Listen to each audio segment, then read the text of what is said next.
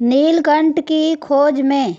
सुबह का समय था। मुर्गे ने अभी बांग पुकारी थी।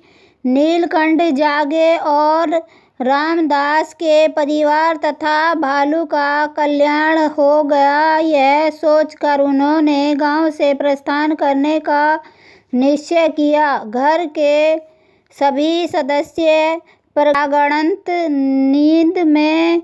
नीलकंठ धीरे से कमल मंडल लेकर दरवाजे पर आए। दरवाजा अपने आप खुल गया। नीलकंठ शीघ्र जंगलों की ओर निकल पड़े। पोंछ फटी मुर्गी ने बांग दी। सूर्य की हल्की किरणें आकाश में छाने लगी। रामदास की माता ने उठकर देखा तो नीलकंठ नहीं थे। उन्होंने सोचा शायद स्नान करने गए होंगे। उन्होंने सरोवर तट पर जांच की।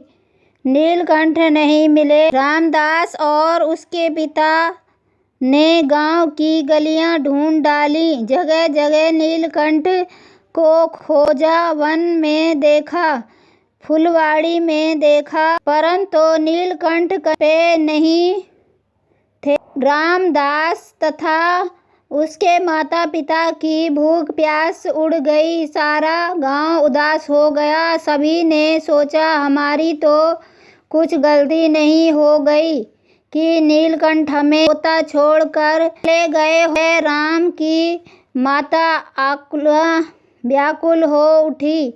उन्होंने जय राम को तैयार किया। एक पोटली में भोजन रख कर कहा, बेटे नीलकंठ प्रभु जहाँ से मिले तुम उन्हें वापस बुला लाओ। उनके बिना हम कैसे जिएंगे। हमसे कोई अपराध हुआ हो तो क्षमा मांगना, परंतु नीलकंठ को वापस लेकर आओ। नीलकंठ तो हमारे भगवान हैं।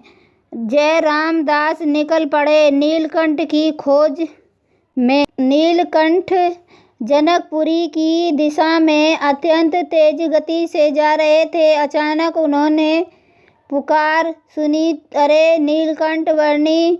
नीलकंठ ने मुड़कर देखा। जय रामदास दौड़ता हाँफता पुकारता हुआ आ रहा था। 20 दिन खोजने के बाद जय रामदास को नीलकंठ का संसर्ग हो पाया था। जय रामदास दौड़कर नीलकंठ के चरणों में लिपट पड़े। महाराज, हमारे अपराध को क्षमा कीजिए, हमारी भूल क्षमा कीजिए, मेरे घर वापस चलिए। अब मैं आपको आगे नहीं जाने दूंगा। मेरी माता पिता कल्याण कर रहे हैं और खाना पीना अच्छा नहीं लग रहा। दिन भर रोते रहते हैं। सारा गांव उदास हो गया है। मेरी बहन और कृष्ण तंबोली तो पागल हो गए हैं। आप शीघ्र ही मेरे घर चलिए। अब मैं और आगे नहीं जाने दूंगा। जय रामदास की प्रार्थना सुनकर नीलकंठ ने अपने प्रकटत्व का उद्देश्य बताया।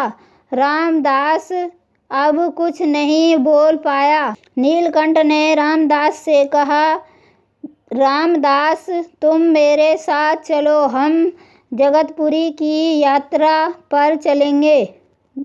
रामदास ने मन में तुगुत द्वंद्व चलने लगा। न वह वाणी को छोड़ सकता था, न तो अपने माता पिता के स्नेह को, परंतु